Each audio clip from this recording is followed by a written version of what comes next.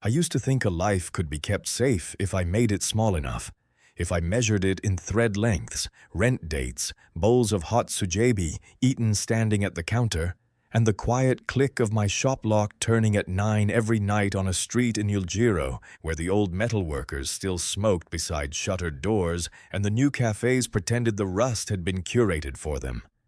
My name is Seo Jae, and at 29, I owned a bookbinding and paper restoration studio on the 3rd floor of a building that leaned slightly to the left in heavy rain. The sign outside said, Namu Bindari in my father's handwriting, though my father had been dead 7 years and would have laughed himself sick at the idea of me becoming sentimental over signage. I restored old books, family registers, poetry collections, Buddhist sutras, land deeds, love letters, recipe notebooks, and once a diary whose owner had written 30 pages about hating her husband and then pressed a dried plum blossom between them with such tenderness that I had to sit down for a while. Paper remembers touch differently from skin. It keeps oil from fingers, pressure from pens, the brown crescent of spilled tea, the tremor of a hand that paused too long over one word. My work was slow and precise and often underpaid, which is to say, it suited me. I was an omega, but not the delicate sort people like to imagine when they heard that word. I could lift a paper press by myself if I had to, curse in 3 dialects thanks to my late grandmother, and negotiate with antique dealers who thought young omega artisan meant discount available. I lived in a rooftop room 5 subway stops away, kept basil on the windowsill because I liked the arrogance of trying to grow Mediterranean herbs in Seoul dust, and took my suppressants with barley tea every morning at 7.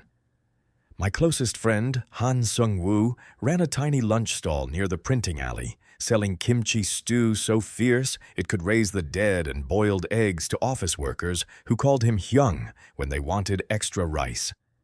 He was a beta, 32, broad-shouldered, soft-hearted in ways he disguised badly, and raising his younger sister's daughter, Ara, because his sister had gone to Daegu for 3 weeks of thinking 2 years earlier, and apparently thought slowly.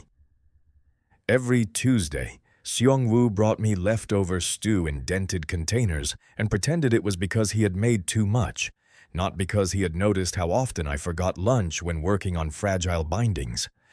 In return, I helped Ara with school projects and repaired Seong-woo's old recipe notebook whenever steam loosened the spine. My life had no glamour, but it had weight. It had people in it. It had habits. I thought, foolishly, that habits were a kind of wall.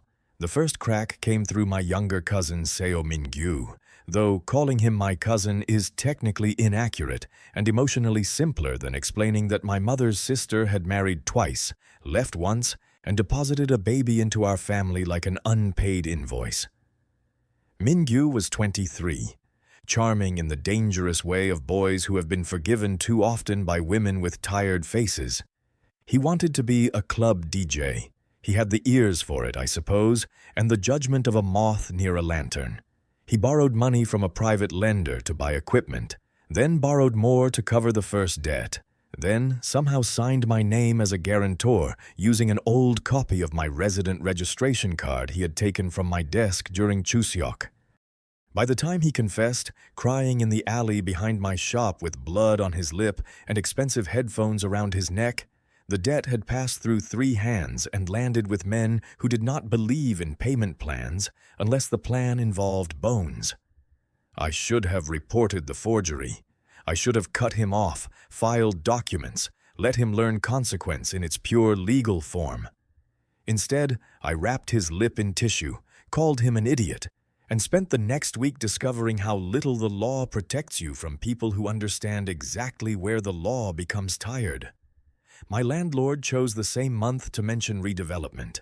My suppressant prescription needed renewal through a private clinic because the public hospital's Omega department had misplaced my records again. Ara's school sent a notice about extra fees for the science camp Sung-woo insisted she deserved. Numbers gathered around me with the patient confidence of crows. I did not collapse. People imagine collapse when they imagine desperation, but desperation is usually less theatrical.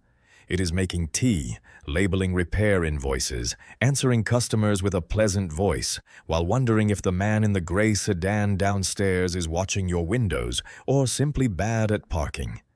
It is calculating whether you can sell your mother's gold bracelet without admitting to yourself that it is the last thing of hers you own. It is learning that fear can become part of the room's furniture if it stays long enough. On the evening Baek Do Hyun arrived, I was resewing the spine of a 19th century poetry collection with linen thread and trying not to think about the second message from the lender, which had included a photograph of Mingyu's apartment door. The studio smelled of wheat paste, old paper, rain, and the scorched edge of the kettle I had forgotten on the hot plate. Outside, the neon from a new wine bar flashed pink across my window, briefly turning the old pages the color of raw salmon. The bell over the door downstairs rang once, then footsteps climbed all 3 flights without hesitation. Customers who found my shop by accident always paused on the second landing to wonder if they had made a mistake. This man did not pause. He opened the door after one polite knock, as if politeness itself had been scheduled, and stepped into my narrow studio, wearing a black wool coat darkened at the shoulders by rain. 2 men remained in the hallway behind him, visible through the half-open door, still as furniture that had chosen violence. The man in front was tall, perhaps mid-30s, with black hair combed away from a face so composed it looked almost unfinished. He wore scent blockers, expensive ones, but the air still changed around him. Alphas have weight even when they try to hide it. Some fill a room by force. He filled it by making every object seem suddenly aware of its position. His eyes moved from the press to the drying racks to the half-sewn book beneath my hands, then settled on me.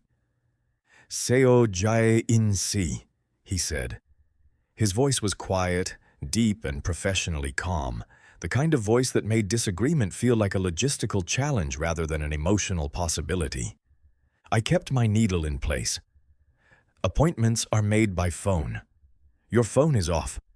Then you've discovered my business model." One of the men in the hallway shifted. The man in the coat did not. "My name is Baek Do Hyun."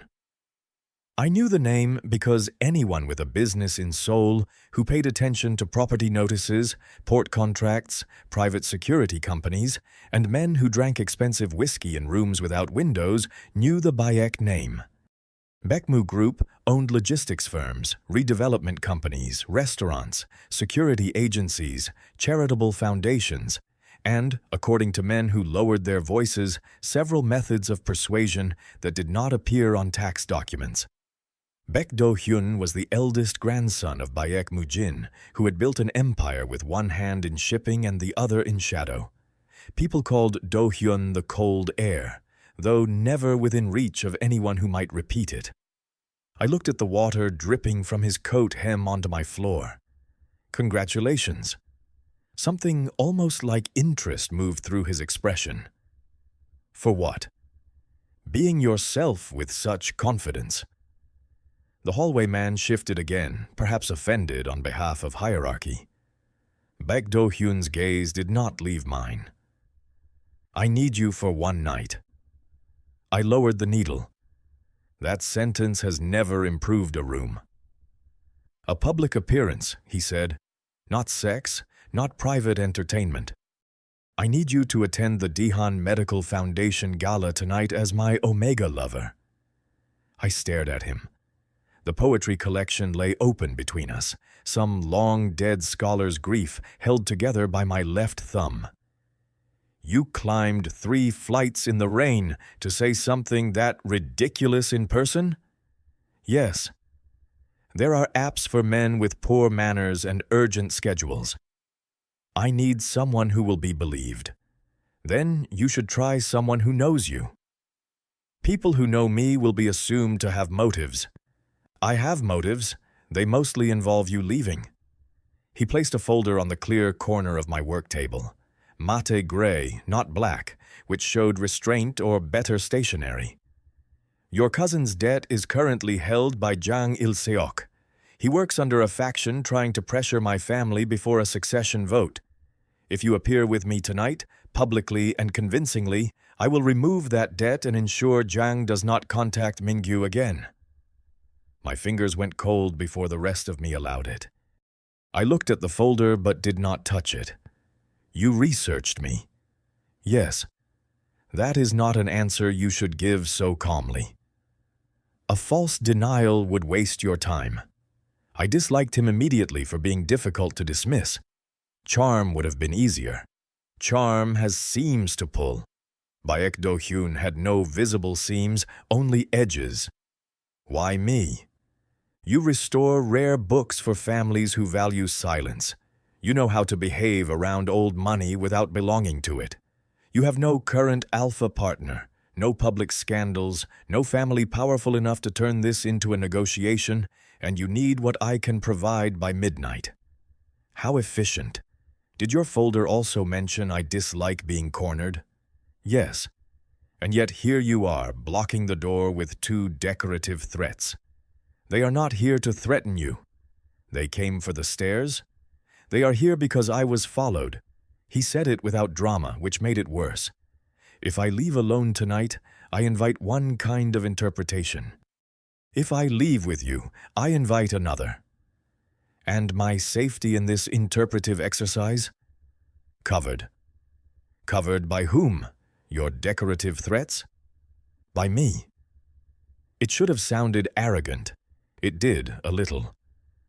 But beneath the arrogance was something colder and less performative, a statement of function.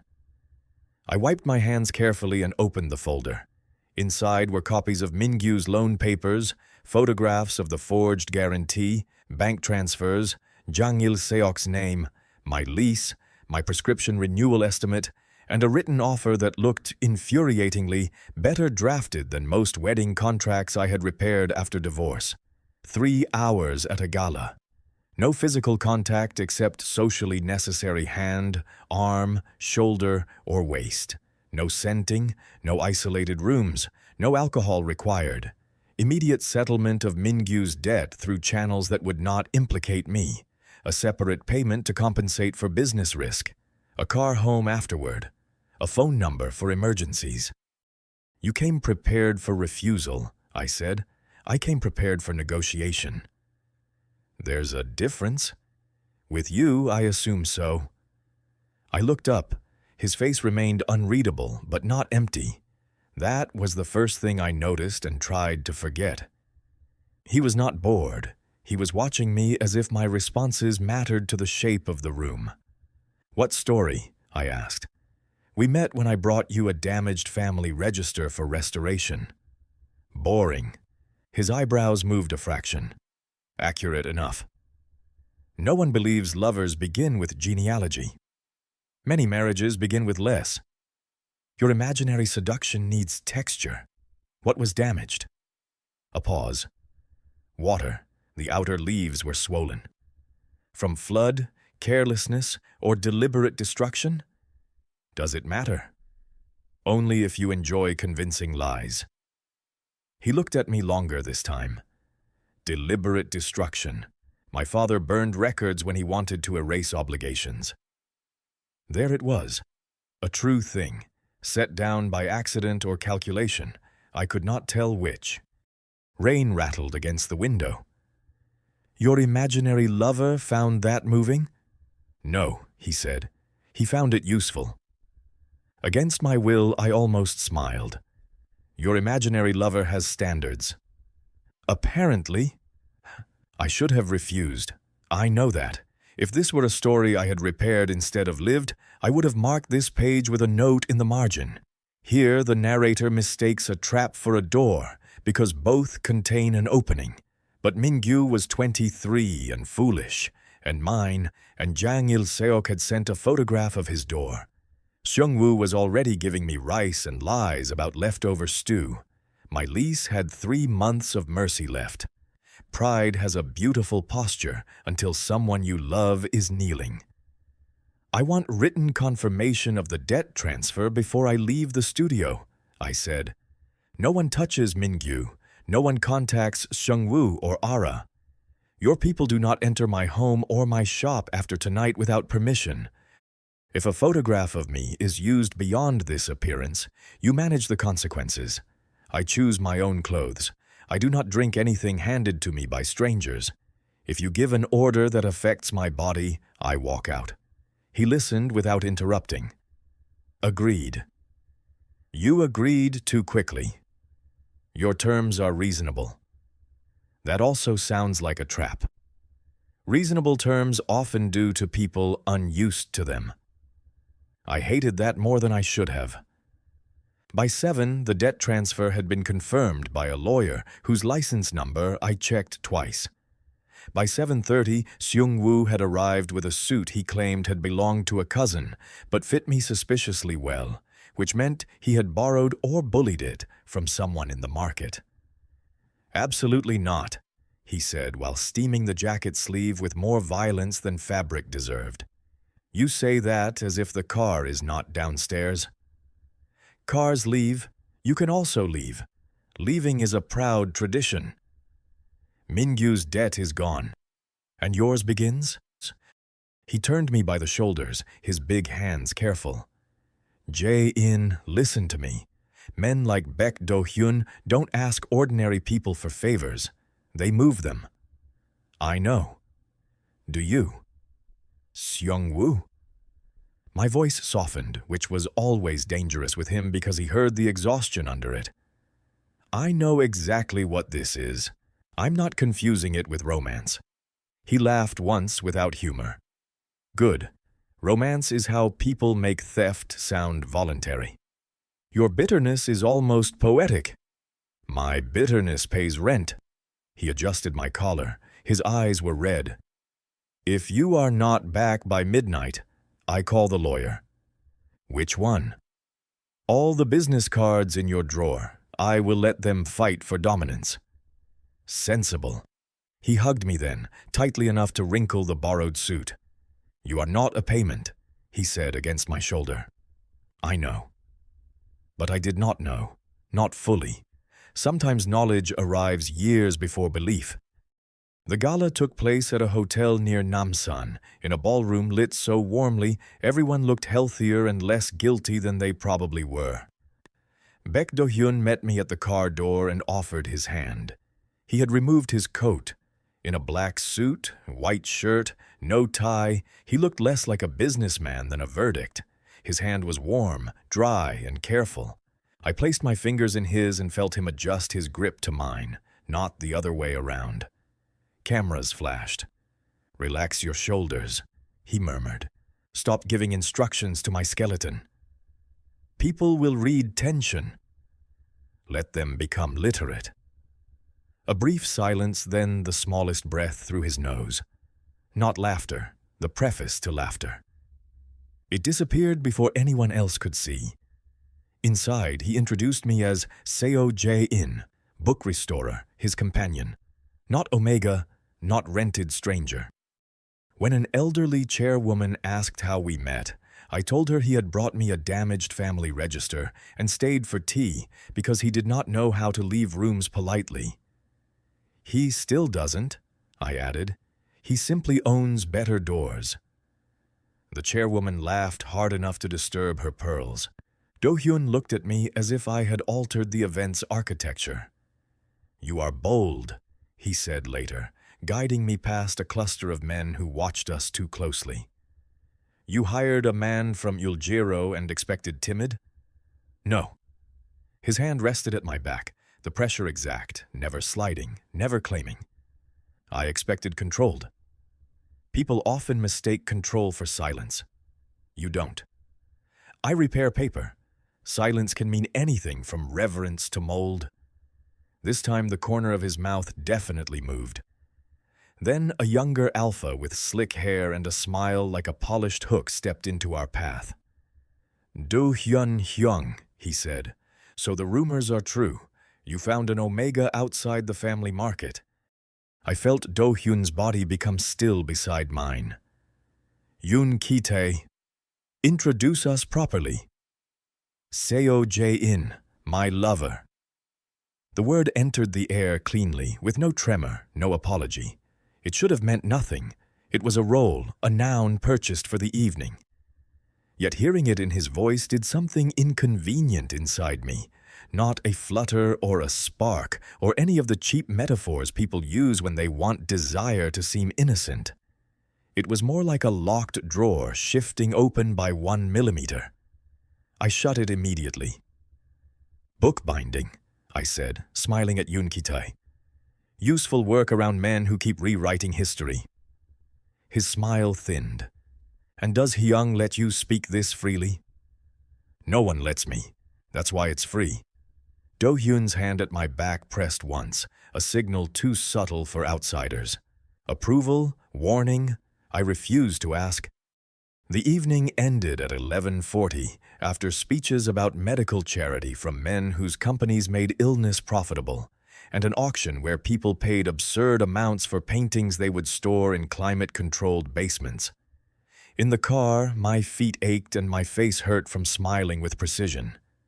"Your world is exhausting," I said. "Yes." The canapés were excellent, though. "I'll inform the criminals." "Do. Morality is complex, but pastry should be acknowledged." He looked out the window. Seoul slid past in wet gold streaks. "You did well." "Don't sound surprised." "I am surprised by how little you needed instruction." "I told you, I restore books for old families. Rich people are mostly marginalia with shoes." That breath again, almost laughter. When the car stopped below my building, he got out first, despite the rain, and held the umbrella over me. "Jang Il-seok will not contact your cousin again," he said. "If anyone approaches you, call me." "Tonight is finished." "Yes." "Then I am finished with you." His gaze met mine under the umbrella. Water fell around us, silver in the streetlight. "For tonight," he said. "No, entirely." "I hope so." That answer stayed with me after he left. It was not charming. It was not a threat. It sounded strangely like regret in advance. By morning, photographs of us had spread through gossip accounts and business blogs.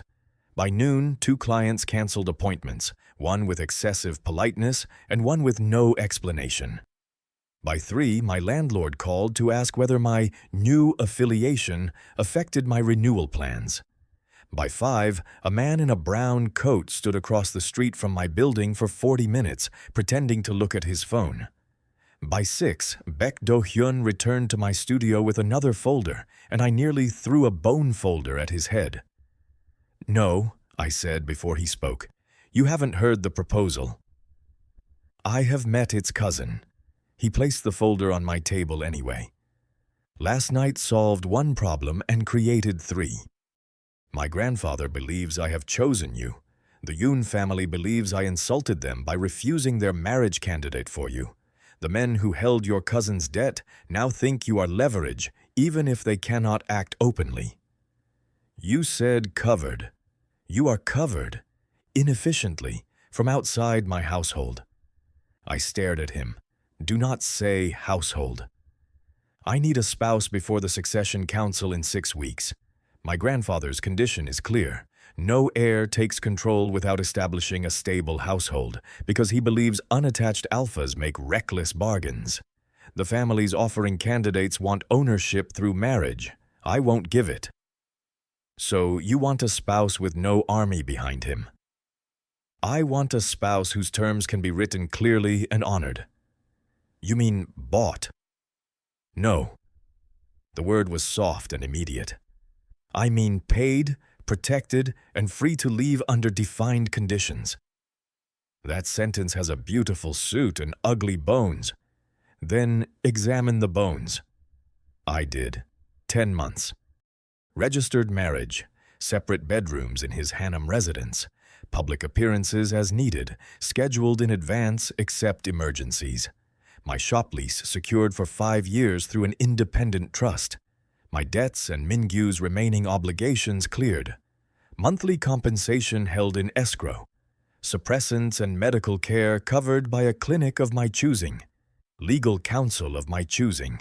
No scenting without explicit consent, no heat obligations, no surveillance of private conversations. Termination rights if his world endangered Seung-woo, Ara, Min-gyu, or my business. A penalty clause for public humiliation by his family. A line, oddly specific, stating that my tools, books, papers, and personal archives could not be touched, moved, reviewed, copied, or catalogued without my permission. I looked up. You added the tools. You looked at your all last night when Yoon Ki-tae insulted you. I considered throwing it through his hand. I assumed it mattered to you. The all or the hand. Both. I laughed despite myself, which annoyed me into silence. He waited. He was good at waiting. That is one of the first things I learned about him as a husband. Control is not always action. Sometimes it is the discipline not to fill a silence you have no right to own. I need a lawyer, I said. Choose one. You pay? Yes. Not through your people? No. I keep my shop hours. Yes. I take the subway if I want. His jaw tightened. Security is more difficult. Your difficulty is not my cage. The words landed. He lowered his eyes once, not submission, but acknowledgement. Agreed. You agree too often. I disagree where necessary. And where is that? If immediate danger occurs, you follow my instruction first and argue after. That sounds like marriage already. He looked at me then, and for a second the cold air was simply a tired man in a wet coat who knew too much about danger and too little about asking. I looked away first. My lawyer, Moon Hye-rim, was an Omega in her 40s who wore red lipstick to contract meetings like a warning flag. She read Baek Do Hyun's proposal once, smiled without warmth, and spent 4 hours making his legal team look like boys who had wandered into the wrong exam. Do Hyun did not object when she demanded independent escrow. He did not object when she expanded the safety clause to include emotional coercion through financial dependency. Though his lawyer made a sound like a kettle about to scream. He did not object when she required that the trust securing my lease be irrevocable regardless of divorce. When she demanded a clause stating that any public implication I had been purchased as an Omega companion would trigger immediate damages, Do-hyun said, double the amount. Hye-rim glanced at me. I saw a professional respect in her face she had not planned to grant. You know, she told me privately afterward, dangerous men sometimes write generous contracts because they trust power more than paper, but this one is trying to make paper stronger than his power. Is that good? She capped her pen. It is better than the alternative. It is not the same as safety. We registered the marriage on a gray Thursday morning at a district office where a toddler screamed through someone else's divorce filing, and the clerk asked us twice whether we wanted the standard commemorative photo. Seung-woo came as my witness in a dark jacket and the expression of a man attending a funeral for common sense. Do-hyun's witness was Park Mu-gyol, his head of security, a beta built like a door with kind eyes that made him somehow more alarming. There were rings because public consistency required them. Do-hyun opened the small box and inside lay 2 plain platinum bands. Appearances, he said. Of course, nothing says appearances like metal touching skin every day. You do not have to wear it alone. That makes it sound like a surveillance device with manners. It isn't. Comforting. I put it on anyway. It was cool, smooth, and heavier than expected. After the photo, Seung-woo hugged me in the hallway and whispered, "You can still run. In these shoes? I'll carry you. Your knee is terrible. Then we'll limp dramatically." I almost cried. Instead, I squeezed him once and let go. Do-hyun pretended not to see, which was the first kindness he gave my friend. The Hanam house was large, quiet, and arranged with such discipline that I immediately wanted to leave a spoon in the wrong drawer. It sat behind a stone wall on a hill where the city sounded expensive even at night. The front gate opened without a visible guard, which meant the guards were better hidden. Inside, the floors were warm, the walls were pale, the furniture was low and dark, and the windows framed Seoul as if the city were something the house had acquired. A housekeeper named Mrs. Joe showed me to my room. She was in her 60s beta, with silver hair pinned so neatly that even rebellion would have asked permission. "Mr. Baek instructed that this room is yours exclusively," she said. "No staff enter without your approval. The adjoining room has been prepared as a workroom. He said the humidity controls should be acceptable for paper, but you may adjust them." I opened the workroom door and stopped. A long table, flat files, adjustable lamps, acid-free boxes, a small sink, a lockable cabinet, a magnifier better than mine, and shelves left intentionally empty. I hated the ache that rose in my throat. "I did not ask for this." Mrs. Joe's eyes softened almost invisibly. "He said you would say that." "Did he prepare a response?" "He said usefulness is not an apology." I stood there holding my suitcase, furious at him for understanding one sentence too much and 10,000 things too little. That first month, we lived like neighboring countries with a shared border dispute. Breakfast was available at 7, though I often left before then.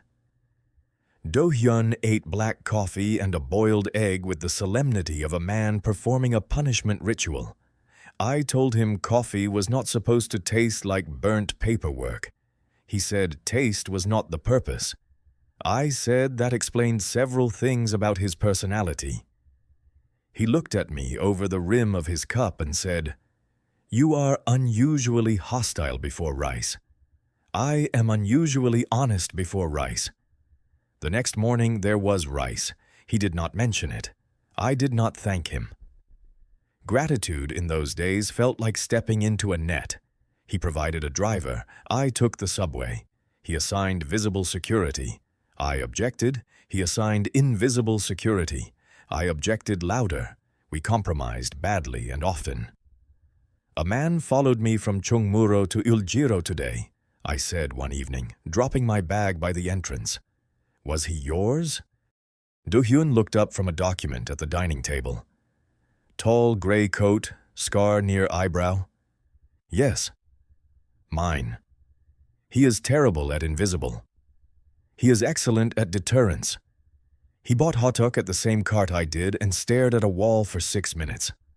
"He likes hotteok." Do-hyun. It was the first time I used his name without honorific.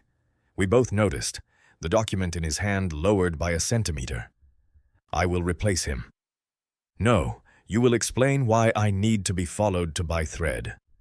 "Because Yunkite's people asked questions about your routine." "Then tell me that before assigning a wall-staring hotteok enthusiast." His mouth tightened. "You're right." I had prepared for argument, not agreement. It left me briefly unemployed. "Good," I said, because dignity required sound. "Also, the hotteok cart near exit 4 is better." "I'll inform him." That was not the lesson. Our public life became a choreography. He took me to dinners with men who spoke gently about port shares and more gently about men who had disappeared from those ports. He introduced me to women who assessed my ring, my scent blockers, my suit cuffs, my accent, and the space between Do-hyun's hand and my back. I learned to answer intrusive questions with mild sincerity sharpened at the tip. "Marriage has been an adjustment," I told one aunt by alliance who asked whether I found the Baek house lonely. "For the house." Do-hyun beside me coughed once into his glass. At events, he was careful. His hand touched my waist only when necessary. He never steered me by the nape the way some alphas did their omega spouses in rooms where ownership was still considered tasteful if the jewelry was old. When someone spoke over me, he stopped answering until they repeated the question to my face. When an old family friend called me your little bookbinder, Do-hyun said, "My husband's name is Seo Jae. In a voice so calm, the man paled before understanding why. Husband. The word grew dangerous through repetition. At first it was a costume, then a shield, then a sound that followed me into private rooms. I reminded myself that language can be contractual. I had seen enough marriage certificates to know paper could call strangers family. Still, there were moments. He noticed I always left cucumber untouched and told Mrs. Joe without announcement. He noticed the studio's old dehumidifier failed on rainy days and had a new one delivered to Namu Bindari, but only after sending the model specifications to me for approval with the subject line, "Proposed appliance, not command." He noticed Ara loved astronomy and arranged, through no visible connection to himself, for her class to visit a university observatory after Seung-woo mentioned the school could not afford the bus. When I confronted him, he said, "The foundation sponsors science programs." You sponsor many things. Did a child's drawing of Saturn specifically require intervention? Her rings were accurate. You saw her drawing. It was on your work table. You looked at my work table? It was under the lunch container. Do you understand how alarming your defense is? Yes. He paused. I am not good at not helping. Helping without consent is just control wearing indoor slippers. He absorbed that. The next week, he gave me a list of possible support options for Ara's school and asked whether any would be welcome. I stared at the message for 5 minutes. Then I approved the observatory bus and hated how tender I felt about his clumsy obedience.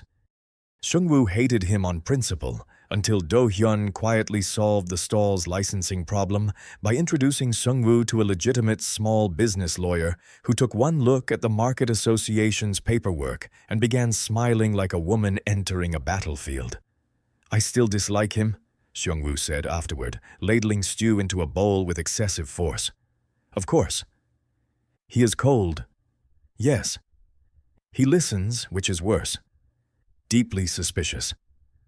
Ara asked if Uncle Mafia can come to Science Day. I choked on rice. Do not call him that. I didn't. She did.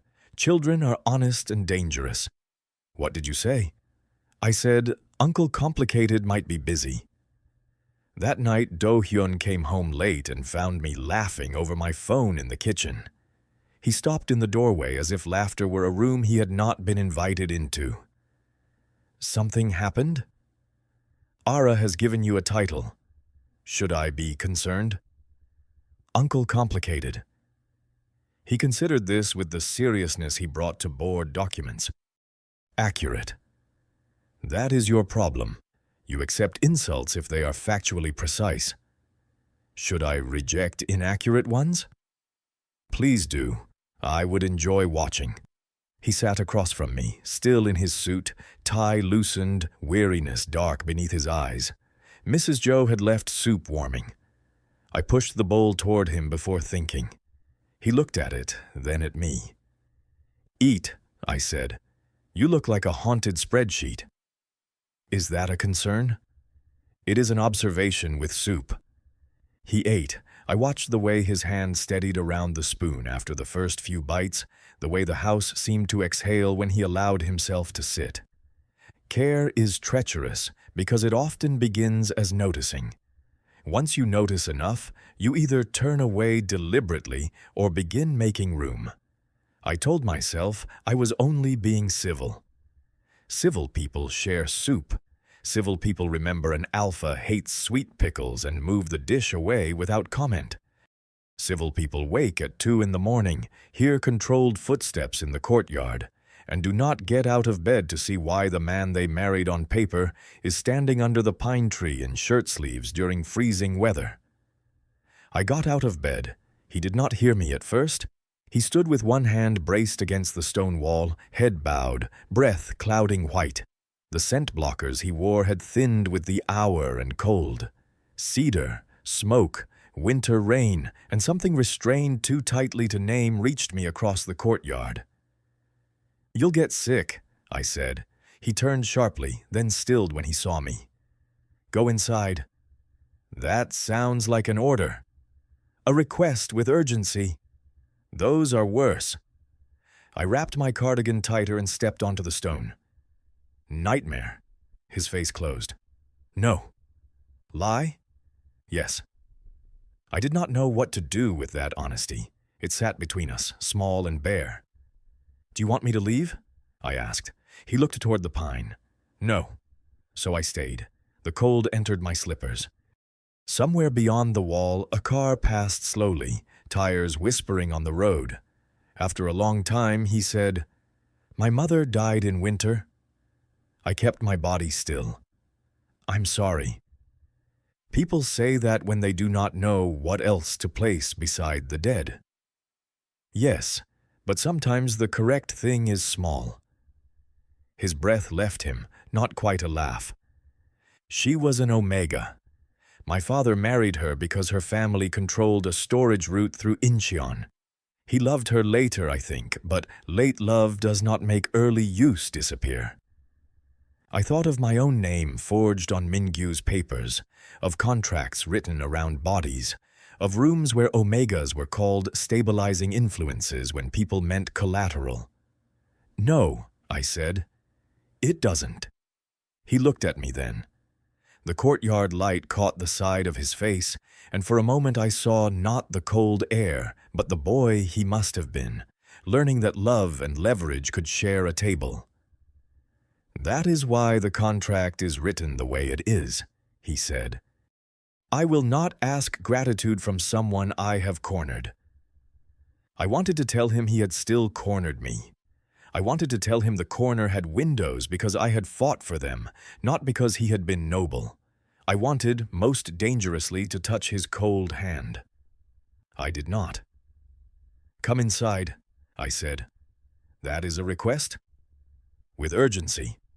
He followed. After that night, the careful distance between us changed texture. Not less distance, exactly. More awareness. He began sitting in my workroom in the evenings, not every night, never announcing a claim. He read reports in silence while I mended bindings. At first I found it intrusive, then irritatingly peaceful. He learned not to stack books by height after I explained that this was morally unsound. I learned that when he rubbed the inside of his left wrist, he was trying not to call someone who had disappointed him. He learned that I hummed when threading needles and stopped when worried. I learned that he disliked pears because his grandfather forced him to eat them after punishments, which was the kind of information that made a grocery list feel like a biography. His coldness did not vanish. It was not a spell broken by domestic proximity.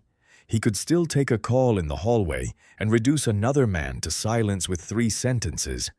He still met with people whose shoes cost more than my monthly rent and whose smiles never reached the level of weather. He still carried danger home like the smell of smoke in wool. Once he arrived with a bruise along his jaw, faint but real. I saw it when he bent to remove his shoes. Yours? I asked.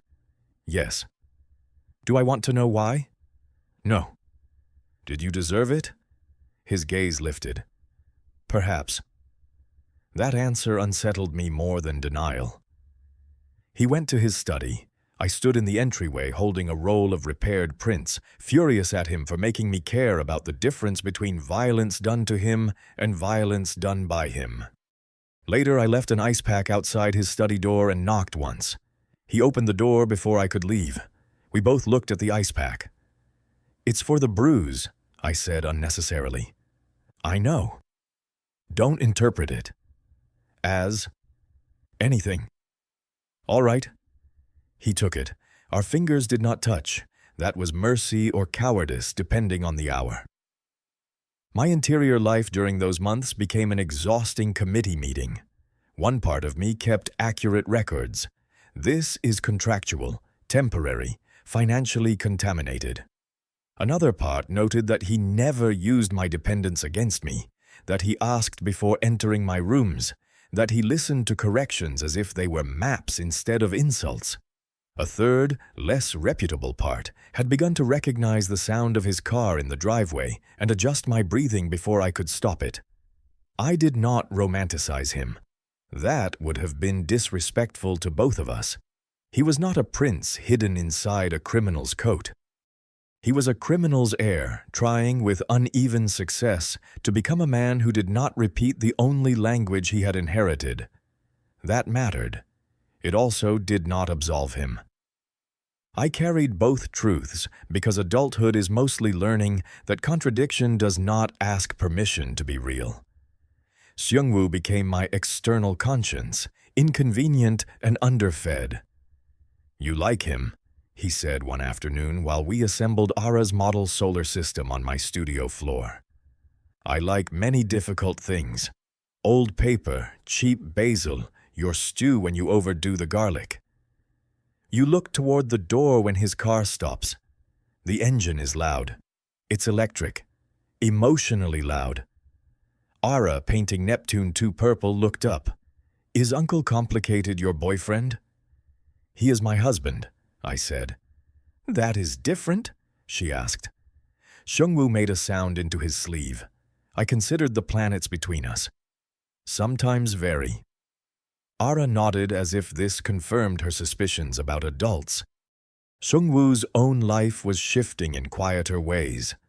The lawyer who had helped his stall, Jang Yun-chai, kept finding reasons to return for stew even after the paperwork was solved. She was a beta with stern glasses and a laugh that made Seungwoo forget what ladle he was holding. He insisted she was only supporting small businesses. I pointed out that no one supports small businesses by eating kimchi stew 4 times a week while wearing lipstick. He threw a radish at me. Watching him resist the kindness of a woman who clearly adored his stubborn, smoky, overworked heart made my own evasions feel less elegant. We are most perceptive when diagnosing other people's cowardice. The first real turn came during my heat because biology has a vulgar sense of timing.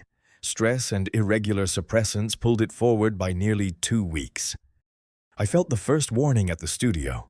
Warmth under my skin, scent pushing through blockers, fingers clumsy around a 17th century binding that deserved better than my endocrine system. I closed the shop early, texted Seungwoo not to worry, then failed to answer his 3 immediate worry messages because I was busy breathing through my teeth in a taxi. At the Hannum house, Mrs. Joe took one look at me and became frighteningly efficient. She brought cold towels, medicine, light food, and asked whether I wanted the alpha out of the house. The question alone nearly undid me. "No," I said, "just not in my room." Of course. Do-hyun arrived 20 minutes later. I heard his footsteps stop outside my closed door. Even through wood and blockers, I felt the house adjust around his presence. "Jae-in," he said. My name sounded different through the door, stripped of public use. Mrs. Joe told me. "She has excellent betrayal skills. Do you need a doctor?" "No." "Do you need me to leave?" Mrs. Joe asked that already. A pause. "She is more competent than I am." Despite the fever, I laughed once. "Yes," his voice lowered. "Tell me what you need." "Not what do omegas need. Not what should I do as your alpha. Tell me." I sat on the floor with my back against the bed, angry at my body, angry at the relief his voice caused, angry at the closed door for feeling both protective and cruel. Water. Silence. No one near the hallway except Mrs. Joe. "Done." He did exactly that. For 2 days he did not enter. He left water and food outside, knocked once, and retreated. When sleep became ragged and heat made my thoughts loosen at the edges, I heard him in the hallway late on the second night, speaking softly on the phone. "No meetings at the house. Move them. I don't care who objects." A pause. "Because my husband is unwell." My husband. Not asset. Not obligation. Not omega. I pressed my forehead against the cool floor and told myself fever made language dangerous. At dawn, unable to sleep, I crawled to the door and sat with my shoulder against it. "Do-hyun," I said too quietly. "I'm here." No hesitation. He had been there already. That is hovering. From a distance. You are redefining words. I have lawyers. I huffed a laugh. Silence settled, gentler than before. Does it bother you? I asked. What? Having instincts you refuse to use. His answer took time. No. What bothers me is how many men call instinct permission because discipline feels like loss. I closed my eyes. That answer entered some careful chamber in me and sat down. You sound tired. I am. Go sleep. No. That also sounds like instinct. It is choice, he said. I can leave if you ask. I will stay if you don't. I did not ask. After the heat passed, embarrassment arrived in clean sheets and a terrible mood. I found him in the kitchen at 6 in the morning, making rice porridge with the concentration of a man disarming something. His shirt sleeves were rolled, hair slightly disordered, and there was a smear of rice on his wrist. Has Mrs. Joe been kidnapped? I asked. He turned too quickly, then schooled his face. She is resting. So you decided to attack rice? I followed a recipe. The rice appears to have fought back. Sit. That sounded like an order. He looked at the pot. Please sit before I ruin this further. I sat. The porridge was too thick, undersalted, and somehow smoky. I ate all of it. He watched as if my spoon were delivering a verdict. It's edible, I said. You are lying. Yes, but kindly. His eyes warmed at the edges. That was all. It was enough to make me look down at the bowl. The second turn came from a book, not one of mine. Hyun brought it to my workroom one night in a wooden box wrapped in undyed cloth. He placed it on the table with both hands, which told me before I saw it that the object mattered. You can refuse, he said. That's an ominous beginning. He unwrapped a small children's book, old but not valuable in the market sense. The cover was blue cloth, the corners chewed by time, the spine split, several pages loose. On the first page, in faded ink, someone had written, "To Do Hyun, who pretends not to like bedtime stories." The handwriting was round and quick. My mother gave it to me, he said. I was 6. The room quieted around the little book. I touched the air above the cover, not the cloth. What happened to it? I tore the spine when I was angry. After she died, my father said to throw it away. I kept it. His face had gone very still, but I knew him well enough by then to understand stillness as strain. Why bring it now? He looked at the torn spine. Because you said repair does not erase what happened. I wanted to know if that is true for things ruined by the person who loved them. It was the kind of question that should not be given to another person casually. He did not give it casually. I sat down because my legs understood before I did. It can be, I said, if the object allows it. Objects allow things. More honestly than people. A small breath left him. I opened the book. Inside were illustrations of a moon rabbit making rice cakes, foxes borrowing lanterns, a tiger pretending to be a scholar. Several pages had water stains. Not rain. Tears, maybe. Or damp storage. Paper keeps evidence and refuses interpretation. I can stabilize the spine, I said. Reattach the loose pages. Clean the surface lightly, but the tear will still be visible. Good. His voice was rough. I don't want it to look innocent. I looked up. His control had cracked just enough for something young and wounded to look through. Not helpless, not soft in the simple way. Alive. Do Hyun, I said. He closed his eyes when I used his name. Just for a second. Repair takes time. I have time. Do you? He opened his eyes. The cold air returned by degrees, but not completely. For this, he said, I will make it. That night after he left, I sat with the children's book under the lamp and let myself understand a thing I had been avoiding. He had not brought me a problem to solve. He had brought me proof that he trusted my hands near the place he was least defended. Trust is more dangerous than desire. Desire can be starved, mocked, redirected into work. Trust makes a room inside you and begins moving furniture. I repaired the book slowly. He sat with me sometimes, silent. Once, while I cleaned the cover with a soft brush, he told me his mother smelled like mugwort and orange peel in winter. Another night, as I reinforced the spine, he told me she used to hide sweets in the pockets of his school uniform because his grandfather forbade them. He did not tell these stories in chronological order. Grief rarely respects narrative structure. I listened, threading linen through old holes, and did not offer comfort larger than the moment could carry. When the book was finished, I placed it in a custom box lined with dark blue paper. He opened it and looked for so long I thought he might not speak.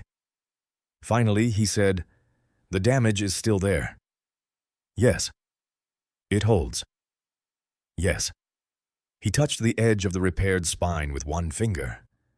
"Thank you." I wanted him then with a clarity that frightened me, not only physically, though that was there, warm and unwelcome under my skin. I wanted to be present when his voice lost its coldness. I wanted to watch him learn ordinary things, how to ruin porridge less, how to sit in sunlight without checking windows, how to laugh before deciding whether laughter was safe. Wanting is not consent to be consumed, I reminded myself. Wanting is information, not instruction. Still, the information changed me. The confrontation waited until spring because our lives had poor dramatic timing but excellent persistence. The succession council passed in Do Hyun's favor after weeks of meetings, rumors, threats disguised as congratulations, and one evening when Mu-gyol drove me home by a different route and would not explain until the next day. Do Hyun became executive chairman of Baek Do's legitimate holdings and, if whispers were accurate, the acknowledged head of everything less legitimate beneath them. The contract's public purpose was complete. We still had 4 months left, but the central fiction had done its work. That should have relieved me. Instead, I became unbearable. I snapped at him for leaving a document in my workroom, though it was harmless. I refused his car in heavy rain, then arrived soaked and furious that he noticed. I accused him of managing my life when he asked whether I had eaten, then ate the sandwich he had left on the counter as soon as he went upstairs.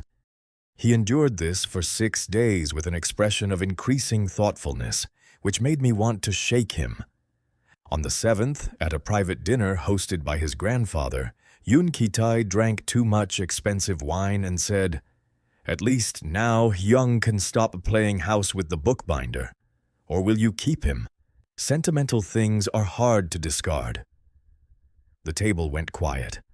I saw Do Hyun's hand close around his glass. Not hard enough to break it. Hard enough that I knew he wanted to. His voice, when it came, was almost gentle. "Apologize to my husband." Ki-tae smiled. "I meant no offense."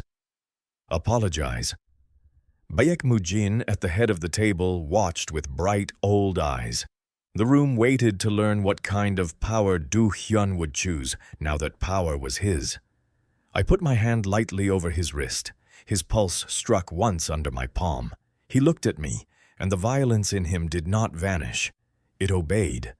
That obedience moved me more than gentleness would have. Ki-tae apologized, badly. I accepted, badly. Later, outside on the restaurant balcony, the city lying below us in layers of light, I turned on Do Hyun before he could speak. "You cannot keep saying husband like that." His face stilled. "Like what?" "Like it is true in a way that survives rooms." "It does." "Do not do that." My voice shook, which enraged me. "Do not make the word heavier than the contract, and then retreat into silence whenever I try to understand what it weighs." The night air was cool. From inside came the muffled sound of cutlery, laughter, powerful people digesting insult with beef. Do-hyun stood with his hands at his sides, carefully empty. I thought silence was the least coercive thing I could offer. Sometimes silence is a locked door with no handle. He absorbed that. I saw the sentence enter him and hurt. I want you to stay, he said. No ornament, no defense. My anger faltered because it had expected strategy. Full sentences, I managed. You have lawyers, use grammar. The faintest, saddest amusement crossed his face. I want you to stay after the contract ends. I want to remain married to you by choice, if you choose the same. I want your books in my rooms, and your shoes by the entrance, and your voice correcting me when I mistake order for care. I want to know your days because you tell me, not because anyone reports them. I want to be the person you call when Mingyu makes another foolish decision, when Ara wins a prize, when a book arrives damaged beyond reason and you need someone to hold a lamp. I want you in my life without debt attached to the door. My throat tightened painfully. You should not have made me need you first. I know. That matters. Yes. I can't pretend the beginning was clean because the middle became kind. No. He looked at me with a steadiness that offered no escape from truth, including his own. That is why I changed the terms before asking. What terms? Your lease trust is independent now. The payments owed under the contract are complete in escrow. Mingyu's protection is handled by a firm with no Baekmu ownership. Seungwoo's legal support has been paid anonymously through the Market Association Fund, not by me. Your clinic account is prepaid for 3 years in your name only. If you leave, nothing changes. I stared at him. You did all that without telling me? Yes. That is both considerate and infuriating. Yes. Why? Because I wanted the exit to be real. His voice lowered. If I asked while holding any part of your life closed, I would be my father with better language. There are moments when love does not arrive as softness. Sometimes it arrives as grief for the person someone is trying not to become. I gripped the balcony railing. Do you understand what I am afraid of? Power. Yes. My world. Yes. Your own capacity to forgive too much once you love someone. I looked at him sharply. He did not flinch. Yes, I said. That too. Then don't forgive too much. A rough laugh escaped me. You say that as if forgiveness comes with measuring spoons. We can make rules. Of course you would propose governance for emotional collapse. I trust structures when feelings are large. The worst part was that I understood him. I, too, trusted structure. Binding is structure. Pages become a book because thread accepts tension in the right places. I don't want to be owned, I said. I know. I don't want gratitude mistaken for devotion. I know. I don't want to become warm furniture in a cold house. The house is warmer with you, he said quietly, but you are not furniture. My eyes burned. I hated balconies. I hated rich restaurants. I hated that Seungwoo had been right about fingerprints and wrong about whether fingerprints could become touch. Ask me later, I said. At home, not here, where your grandfather can feel victorious about oxygen. Do-hyun's mouth softened. All right. And hold my hand when we go inside. His gaze dropped to my hand. For appearances? No, I said, and watched the word reach him. For me. He took my hand as if every finger had to be believed separately. At home, we did not go to separate rooms, not immediately. We sat in the kitchen because Mrs. Joe had left seaweed soup warming, and emotional honesty, like fever, made me hungry afterward. Do-hyun removed his jacket, rolled his sleeves, and served me first. You are delaying, I said. I am arranging soup. A historic refuge of cowards. Yes, he sat opposite me. For a few minutes we ate. The house was quiet around us. No performance, no witnesses, no contract folder between our bowls. Finally, he set down his spoon. Seo Jae in. My name and his voice had become too familiar to be safe and too safe to resist. Will you stay married to me by choice? I looked at him. Without the armor of public rooms, he seemed younger, though not less dangerous. Danger was part of him, like old ink in paper. It could be treated, contained, acknowledged, not erased. Full sentences, I whispered. He nodded once. I love you. I did not plan to, and planning is usually where I am strongest. I love your anger when it is fair, your humor when it is defensive, your hands when they are careful with things other people would discard. I love that you make rooms answer for themselves. I love that you do not let me confuse protection with possession. I am not asking you to save me or soften my world by standing in front of its knives. I am asking whether I may build something beside you and be corrected when I build it wrong. I pressed my hands together under the table until my knuckles ached. You are terrible at porridge. I have improved. You alphabetize tea? I stopped. After I threatened to label your files by emotional need. A credible threat. You frighten me. He went still. I know. Not because I think you'll hurt me on purpose. Then, because I believe you would burn a city for someone you love, and part of me is afraid I would admire the fire if I stood too close. He did not answer quickly. Then stand where you can see clearly, he said, and if I reach for a match, take it from me. That cannot be my job alone. No, it is mine first. Mugyeol's, high rims if you choose, yours only if you choose to stay close enough to speak. I breathed slowly. The soup had gone lukewarm. I want to stay, I said. His eyes closed for a second. When they opened, the relief in them was so raw I had to look down. But the old contract ends. Yes. The protections stay independent. Yes. We write a new agreement because exits make choices honest. Yes. And you ask before fixing things. A pause. I will practice. That is not a yes. Yes, he said, and this time I smiled. He came around the table only after I stood. Even then, he stopped an arm's length away, waiting. That waiting had become its own language between us. I stepped into the space he left and touched his face. His skin was warm. He turned slightly into my palm, not enough to claim, enough to be human. You may kiss me, I said. Not for appearances. He did, and the first clumsy brush of his mouth against mine made me laugh because both of us moved too carefully and nearly missed. His eyes opened, startled.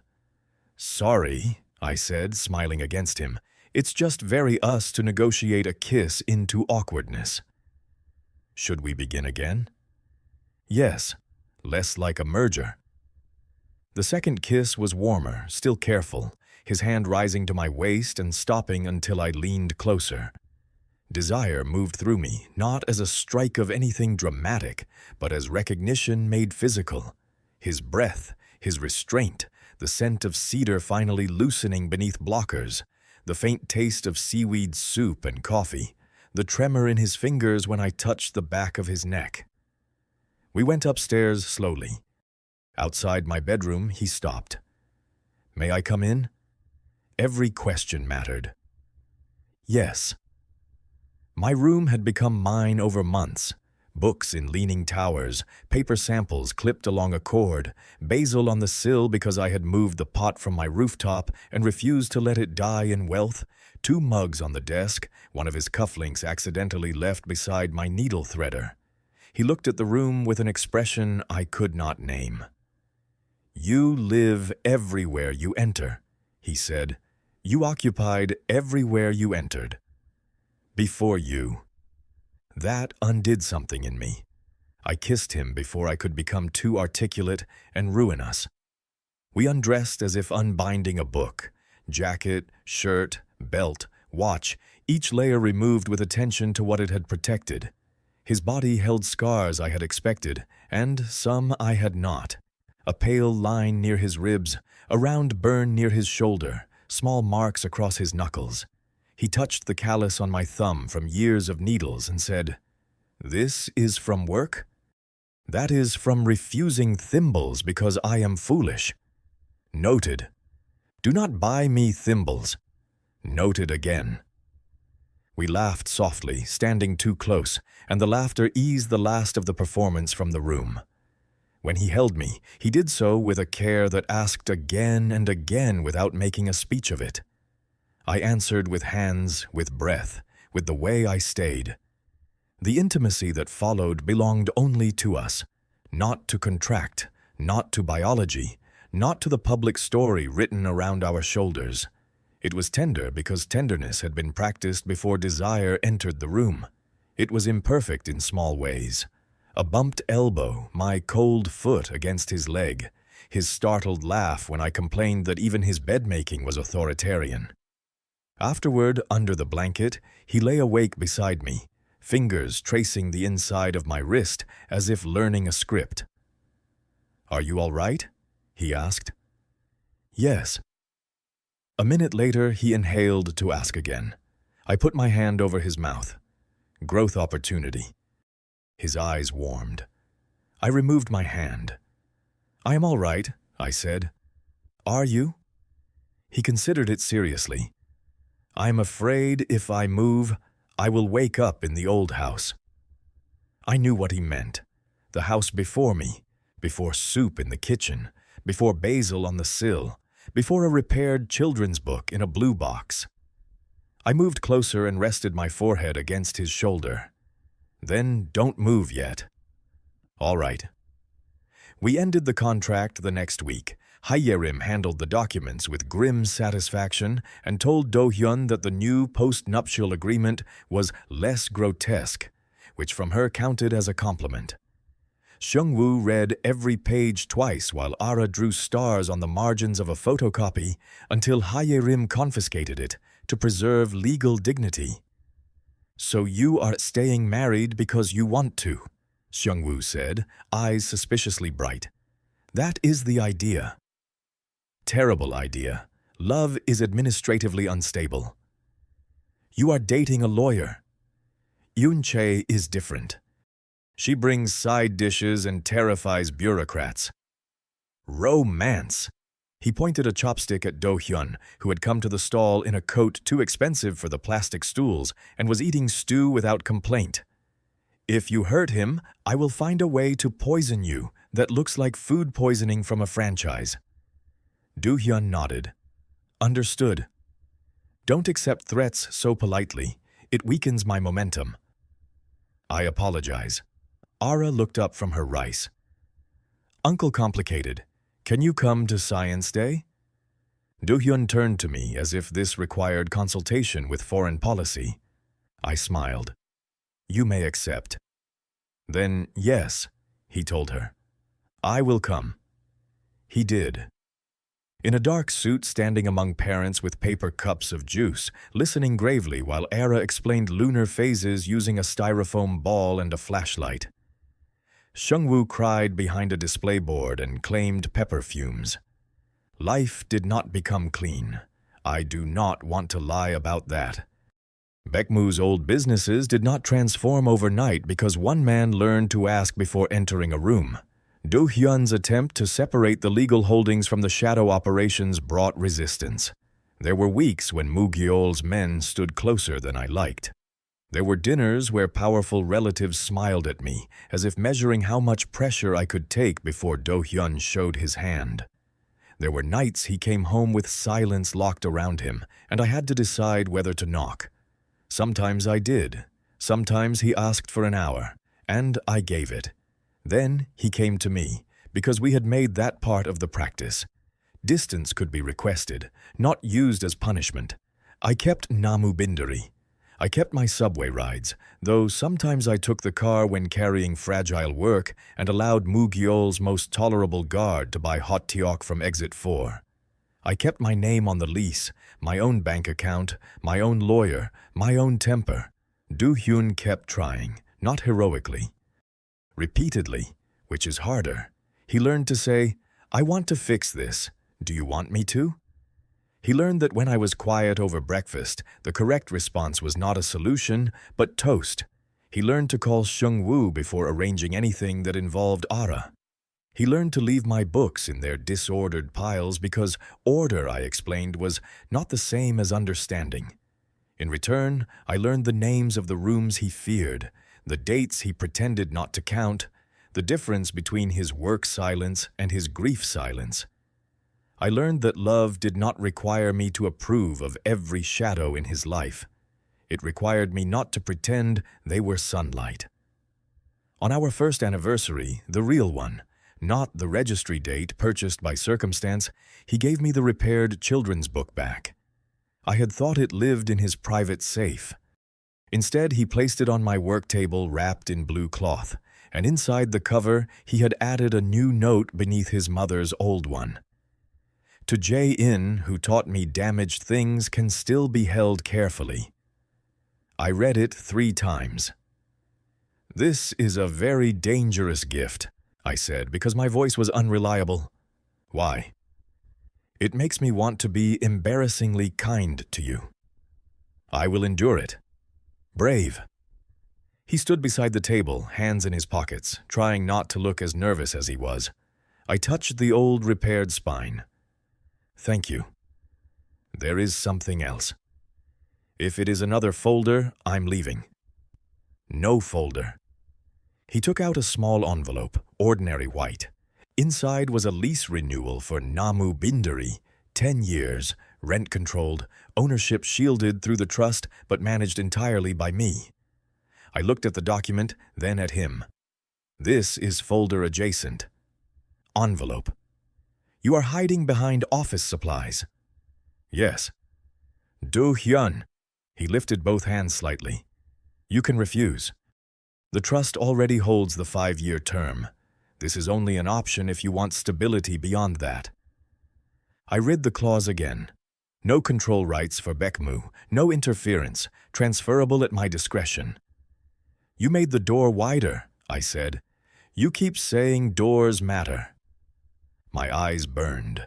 I hated crying in front of stationery. He pretended not to notice until I reached for him. Then he came around the table, and I let him hold me among paper scraps and thread in the studio that had once been too small to admit any life larger than survival. Later that evening, we ate at Seung-woo's stall with Yoon Chai and Ara. Mingyu came too, smelling faintly of dish soap from his restaurant job, sober, embarrassed, and trying. He bowed to Do Hyun so deeply he nearly knocked his head on the table. "Please don't," I said. "You'll make him stranger." Do Hyun looked at me. "Stranger? You heard me." Ara announced that Uncle Complicated was less complicated now, but still not normal. Eunchae said normal was overrated. Seung-woo said normal paid taxes, which led to an argument about public infrastructure that lasted through 2 rounds of stew. Do Hyun sat beside me on a plastic stool, too small for his dignity, eating like a man who had learned that warmth could be noisy, crowded, and served in chipped bowls. Under the table, his knee touched mine. Neither of us moved away. When people ask, and they do ask, because gossip ages but never dies, whether Baek Do Hyun trapped me after one night, I usually tell them people prefer dramatic verbs because they require less attention. The truth is uglier at the beginning and kinder at the end. He did corner me. I chose within that corner because someone I loved was in danger, and the world had priced safety beyond my reach. We wrote a contract because paper was the only language both of us trusted at first.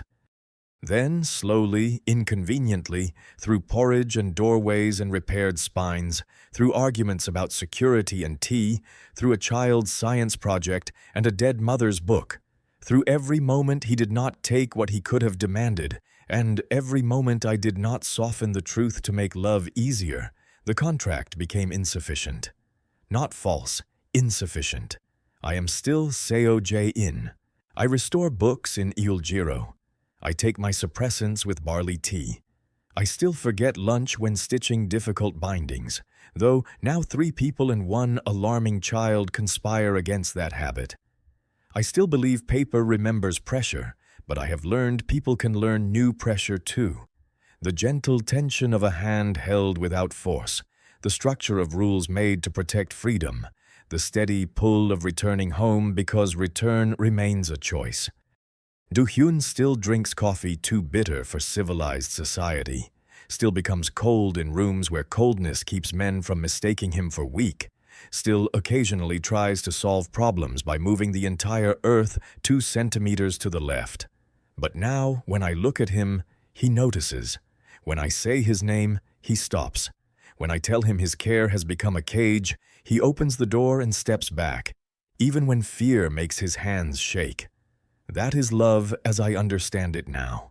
Not rescue, not possession disguised as devotion, not the old story where an omega is chosen and therefore completed. Love is a binding done under honest light, every tear examined, every missing piece acknowledged, the thread pulled tight enough to hold but never so tight it cuts the page. I was his fake lover for one night. That part is true. He did not let me go after that, people say, because it sounds like a confession made by a dangerous alpha in a beautiful coat. The better truth, the one I keep because it cost us more to earn, is that he learned how to loosen his hand, and I learned I could stay without disappearing inside his grip. Every morning, when I unlock my shop and the old stairs complain beneath me, when the city lifts its shutters and coughs itself awake, when my ring taps softly against the brass key, I know exactly where the exits are. I know exactly why I am still here.